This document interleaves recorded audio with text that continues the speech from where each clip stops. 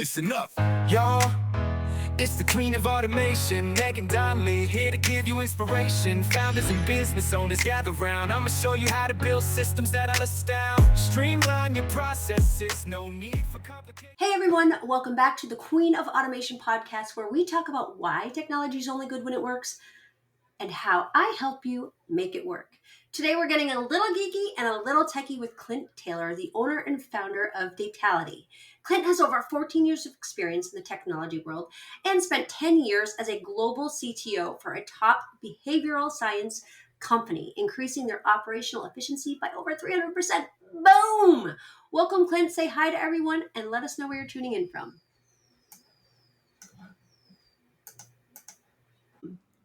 All right.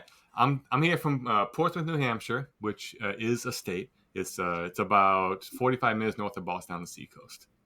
Oh my God, that is so funny. How have we not had this conversation? I grew up in Vermont. No way. I love 20 it. years. I was born and raised in Brattleboro, Vermont. And I bet you are probably one of the only people that I can say that name to and go, I know where that is. I know about where that is, yeah. I don't understand how people think that New Hampshire and Vermont are not states. Like, where did you go to school? Like, it's clearly on the map. Come on, people. Exactly. Anyway, we don't have to get into that. So I'm super excited that you're here because you and I share a kindred connection for data and all things technology.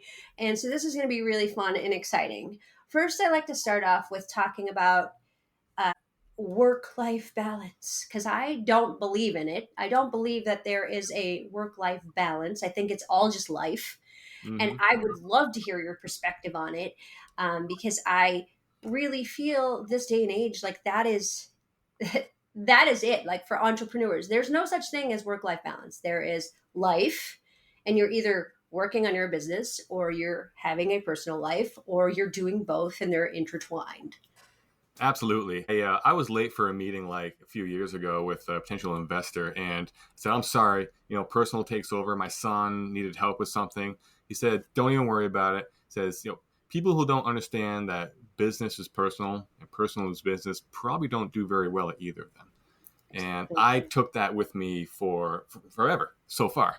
Hopefully not forever. Hopefully I get another 2 days in me. But yes, I completely agree with that. I think the concept of work-life balance, like you need to give it a name in order to have some kind of a topic to focus on.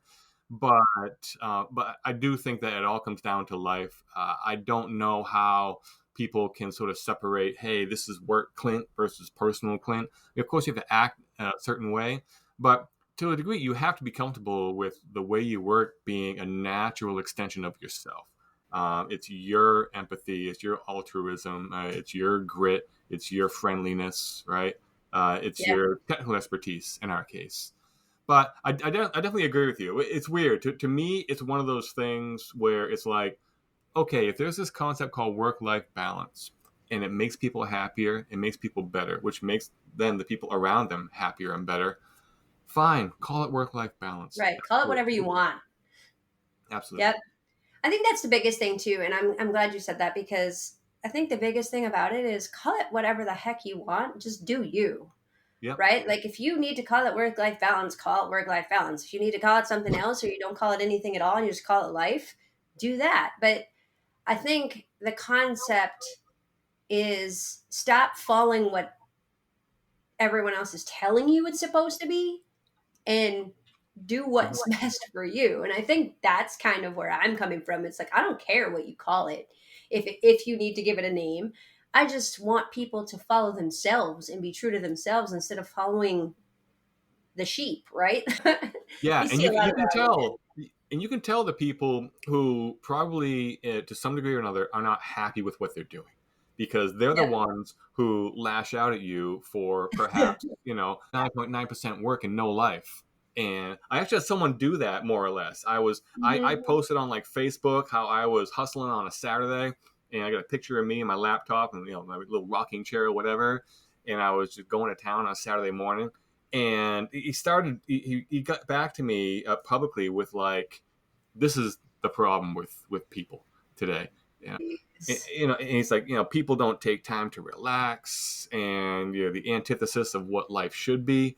And I'm like, bro, just you got How a does he know problem. you didn't relax on Tuesday? Right. That's a really good point. And my response is kind of like, okay, bro, don't do it then. Okay, don't do it. I'll do Yeah. it. All right. And then I Yeah. had like another friend of mine who understands like the entrepreneurship that I'm going through, and she was so scared that he was going to bring me down. She just railed on him. It was awesome. But they You started just going like back and sat back with forth. your popcorn, like, Well, sort of, but I was kind of cringing because it's on my profile, and I got this yeah, big argument that's the going hard on. part. Yeah, and I'm like, listen, man, listen, all right, beach, fine. Listen, no one ever those things in your hand, the technology in your hand, the technology that that's under your feet when you're surfing. I'm sorry, no one, no one came up with that just sitting around drinking the butts off, okay, and doing nothing. All right. Yeah, exactly. That's how you got the things in your hand. That's how you got to the beach, right? That's how you drove there. People weren't just sitting there doing nothing Saturdays and Sundays. Hey, here's a combustion engine. That doesn't The happen. best part about this story is that he's calling you out on LinkedIn on a Saturday when he's on LinkedIn on a Saturday. This is on Facebook. Yeah, Okay, well, that's same difference. yeah, yeah. Like, doesn't matter what platform you're on. So, Totally. for anybody who's listening out there, I mean, we talk about this stuff all the time, and anybody who's in my network knows I talk about this all the time. First of all, Clint owns a business. He is an entrepreneur. He owns his own company. His weekend could be Tuesday and Wednesday. It could be Monday and Tuesday. It could be Thursday and Friday. It could be Thursday and Sunday. It could be whatever freaking days he wants. There's no such thing as weekends either when you're an entrepreneur. You work when you have to, and you take off when you want to.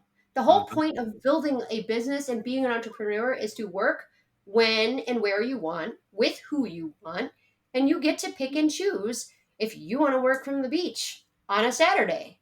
Like, that's just ridiculous to me. Like, if you're not doing that, how is that our fault? Like, don't call us out because we're living the life. Like, the whole point is to build a life that you love, and that includes work because you have to eat, which Hmm. means people have to pay you money. There's all these things like money is a tool, but good lord, that's funny to me.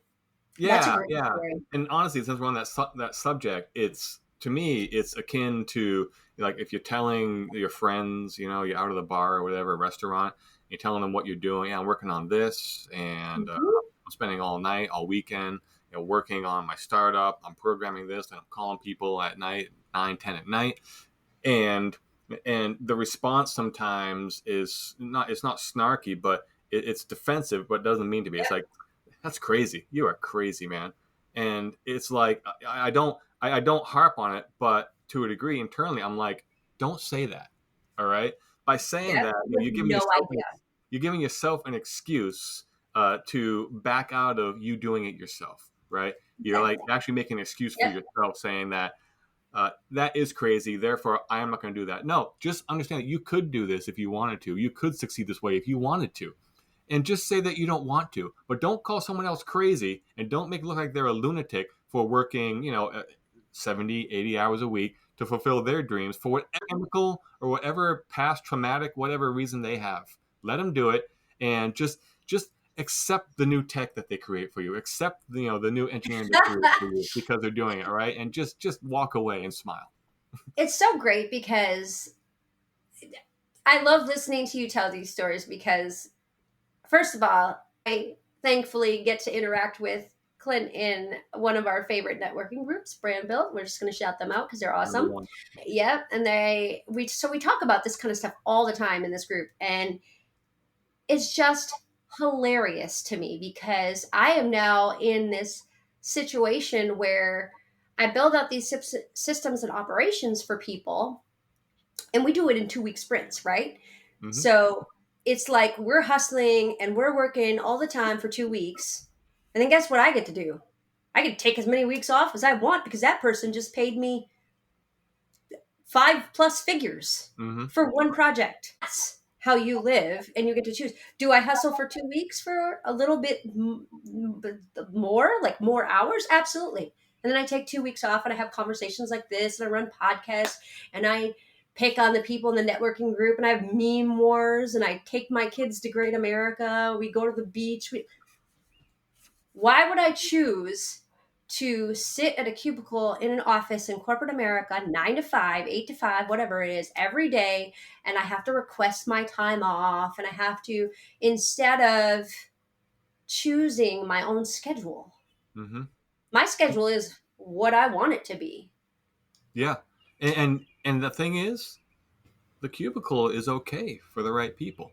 And Yep, that is one thing absolutely. that I tried to tell people in my past life, my previous employment.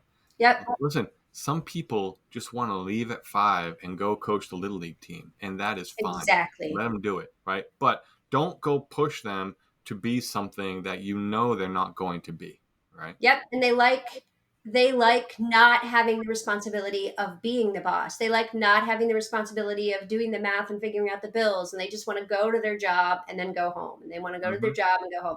And that's fine. That's so fine. They're doing what's right for them, but then they need to leave you alone because you're doing what's right for you and what Mm-hmm. you want to do.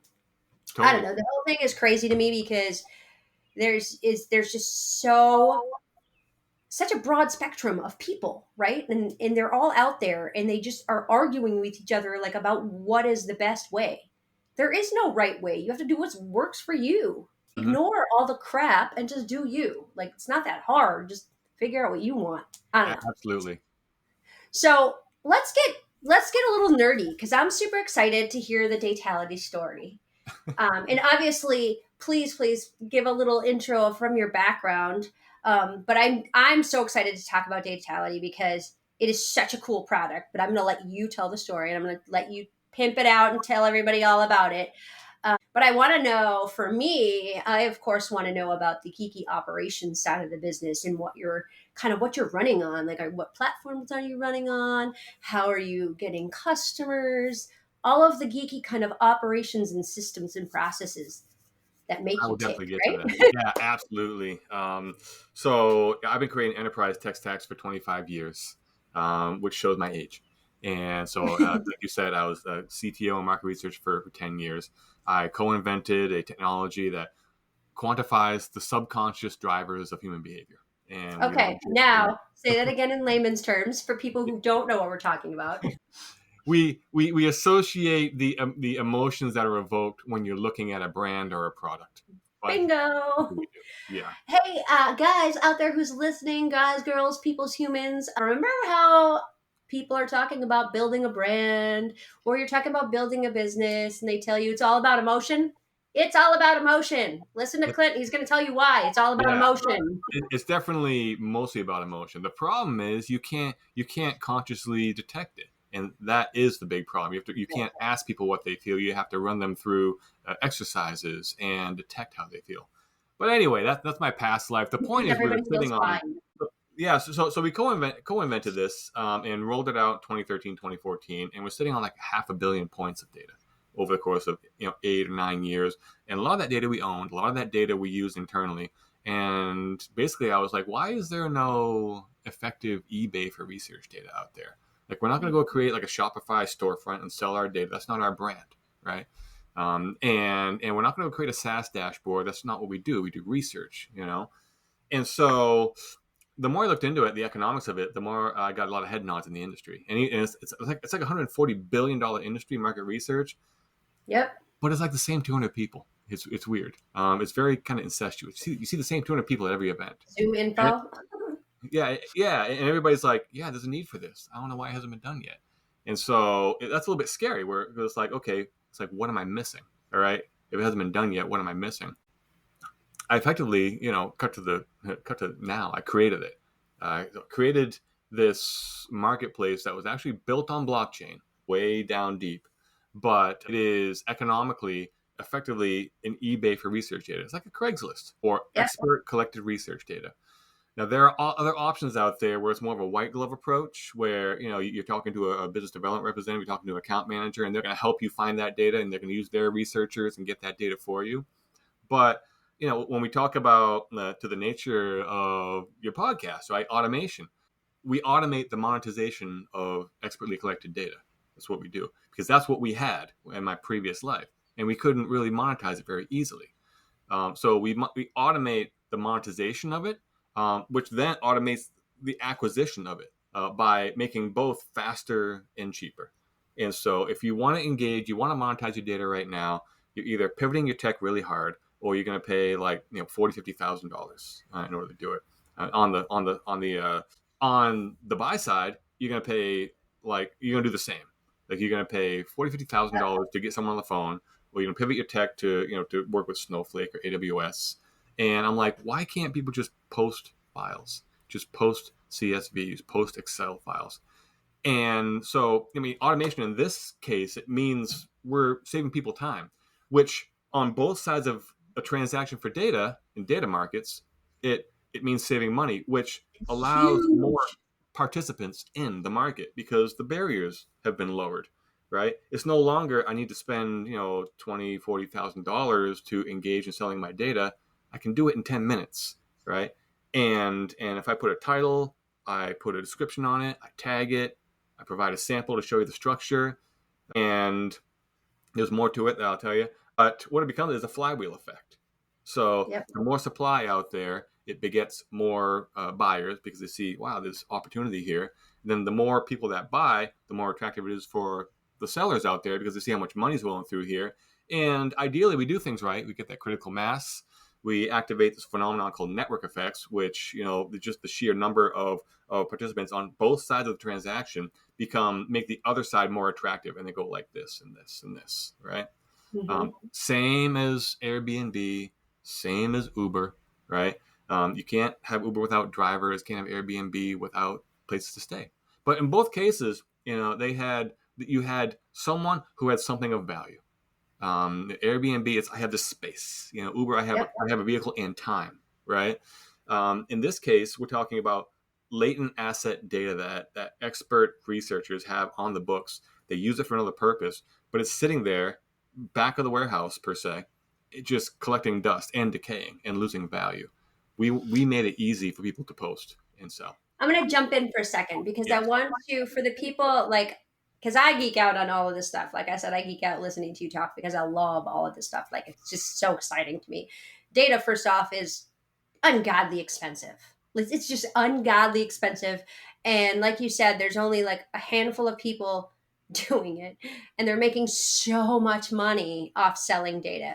So let's break it down a little bit for the people that don't understand all the super techie stuff that you just said, right? Like, let's give them an example. So let's just like eeny, meeny, miny, mo, pick an example and then talk about what your system is doing. Like, what kinds of data are you getting? Where are you getting it from? Like, well, if you can, even kind of break it down in layman's terms like that so that Yeah. someone who doesn't understand the value understands the value, if that makes sense. Absolutely, yeah. So here's an example. So in we're focusing on market research, just so Mm-hmm. you know. So I'm going to say a couple of market research terms. There's something called panel, right? Now, a panel of people is people who effectively take a survey for you, right? But it's Yep. not just people who just take a survey. True, false, rate 1 to 10. So I'm an organization, and I'm going to create this. I have this idea to create a dashboard for all of what's going on exactly right now on Amazon. I'm going to tell you who's buying, what they're buying, where they're buying from, how much they're paying, and everything, right? So I'm going to get 50,000 people. I'm going to pay them a couple bucks a day. I'm going to put an app on their phone and say, you're going to give us your Amazon usage data, right, from your phone.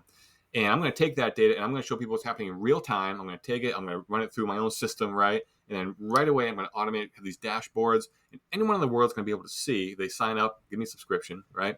They're going to see what's going on Amazon. And they're interested, if they're selling widgets, they're going to see the widget market and see, okay, here's what people are paying, what they're paying for, how it's described. I can tweak my product offering so that I can make it better, right? So that's a model, right? Taking data from people, 50,000 people, each with a mobile phone, and creating this dashboard. Awesome. But they're collecting that data, and that data sits, right? And they keep it, right? It's not real time. It's a month old. It gets 3 months old. It gets 6 months Yep. old. So for their business model, right, it becomes less valuable. People aren't as interested in the past in 6 months. They want to know right now what's happening right now. They That's just want actual real right. time. Yeah, Yeah. and that meets their needs. But the thing is, in market research, especially, when you get 6 months, 12 months, 24 months of data, those are cycles that show trends in there, right? Yeah. Now, it may not be right for that business, But they have their primary revenue stream. That's their platform. That's their SaaS platform using real time data. What do we do with this data that we've collected, which we don't really use anymore? We want an easy way to monetize it. And so it comes down to a data monetization strategy where we go to them and we say, listen, if you have 24 months of data or 12 months of data, we have this platform, and our target audience are the people who need those cycles of data in order to make Yep. go-to-market decisions, right? I want Yeah. to know, what the widget market looked like over the course of 2023, because I'm going to enter that market. I want to know what I should price it at, what the promotion should be, what the product should be, and everything. So that's where we needed to make it very low barriers to entry to both monetize that data, because this is not these companies' main revenue driver. We need to make it easy for them, or else they're never going to do it, right? Yep. And the same other side of the coin, if you will, need to make it so that the transaction cost of this data is as low as possible, which means you're not talking to a BDR, you're not getting a demo, you're not getting pitched. You're looking at a title, a description, a structure, and saying, is that enough information for me to spend a few $1,000s on this data to make a go-to-market decision where I'm going to make millions? And the Yep. answer is yes, it is. You just have to structure the transaction the right way so that everyone feels safe and so that it's not totally bloated. And last thing, I know I'm talking like a mile a minute because I love this stuff. Great. But I love it. yeah, but what we're doing here is, when you look at, everyone's doing AI. AI is like, this is funny. You can cut this out, but AI is like, it's like teenagers having sex. Like, everyone says they're doing it, but not everyone's doing it. No, I'm not cutting it out. That's You're doing great. it right, and but the point is, AI and compute power have never made it easier for people to comprehend raw data. Yeah. And it's just getting easier. That means you don't need a white glove approach all the time, right? That market is widening. The Yep. people who need assistance and the people who don't, because AI is there to help them, right? Yep. They can get this raw data, and we want to be there for them to just transact the data, not pay the overhead, not pay $50,000, not subscribe for 12 months, because that's the only way that these companies, the oligopoly, can make money off you, is if you commit for a high ticket or a long commitment. We want to flip it on its head, offer this data to millions in a way that is very efficient, and we make a living, and they get the data that they could not have acquired before. And the sellers get to monetize their data in a way that it doesn't sit at the back of their warehouse, if you will. I'm so excited that you chose Amazon as the example, because I have a love-hate relationship with Amazon, which anyone from the technology world does, because Amazon is Amazon. Their user experience is like the worst user experience in the entire world. Their UI is horrible, but yet they offer 2-day free shipping. I'm ordering from Amazon, Totally. even though I hate shopping on their website, right? Like, whatever. But I'm so happy that you chose that example and then chose to talk about trending data, because for everybody who maybe isn't a big business owner who is just starting out, or for anyone who's just a smaller business owner, trending data, I'm just going to say this one time, maybe I'll say it a few times because I'm just going to repeat it so you really get it in your head. Trending data is so much more important to your business than what's happening 2 seconds from now, 2 seconds before. The last 3 months, the last 6 months, the last 12 months, the stories the data tells on trending data to help you actually create a strategic decision for your business is so much better than if you're looking at the past 14 days or the past 30 days. Who cares? You need to look farther out, because if you're making decisions on the past 7 days, that's a really bad idea if you are looking to sustainably grow your business. And anyway, I just wanted to throw that out there because that is an amazing example. And Amazon's a really great example because there's so many people out there right now that are selling on Amazon. I mean, the F, what is it? Why do I always forget those 3 letters? The sellers on Amazon, what are they called? FDAs? Whatever, doesn't matter. I have no idea. The people who sell like drop shipping, selling, whatever, doesn't matter. The Amazon sellers of the world. There's so many of them. Mm-hmm. Like, you don't even know who you're buying from anymore, whether it's China or Asia or Russia or Texas or Yeah. Australia. Like, I mean, there's so many people selling products on Amazon from gosh knows where. That's a whole nother soapbox. Anyway, this has been really, really exciting. I'm so, so happy. And I can't wait to watch this journey because this is newer for you, right? Like not like yesterday new, but this is a new venture for Clint. And I can't wait to just continue to watch the journey and continue to watch you grow. So, what I want you to do is tell everyone how they can find you, tell everyone how they can kind of continue to watch the journey with you, because you are very much building in public and talking about your Mhm. journey along the way. And it's a really exciting journey to follow if you're in to the business world, right? And all the geeky stuff that happens. So tell everybody where they can find you. Yeah, the best place to find me is on LinkedIn. Go there, connect with me. I will connect with you, not a problem. You'll get to see me post about Datality. You'll see the connection from me to Datality. Absolutely. That's really the best way to go about it. If you head to app.datality.com, and it's not Datality, it's Datality, check it out. We have uh, real time chat there that contacts a person. Sometimes it's me, Yep. but if you have questions about what we have on there, by all means, we just want to help. So what we're gonna end up being this sort of dating site, right? Yeah. You have It's yeah, so great. yeah, you have this side over here who has something that this side wants, and then boom, get together, right? And that's gonna be Exactly. great.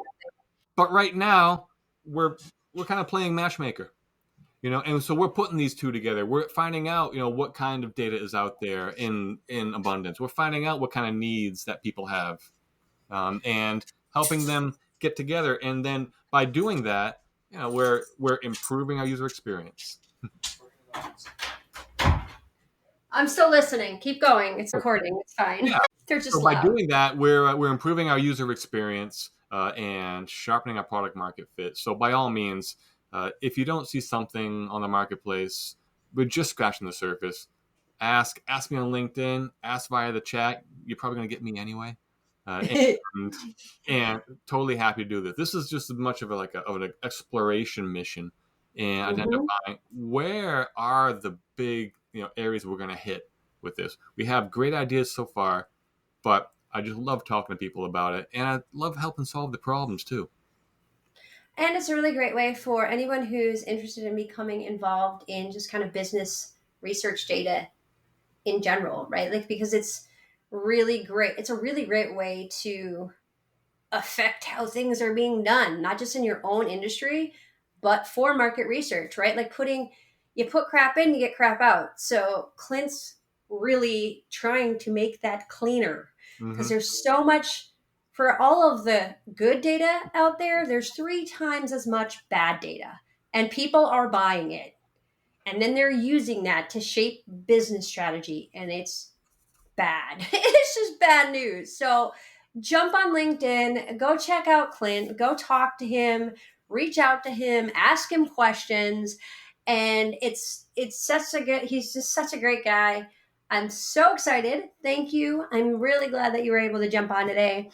We had a few missteps and kept rescheduling, but we got it. We got it done. We're here. That's a wrap. And remember, technology is only good when it works. See you next week.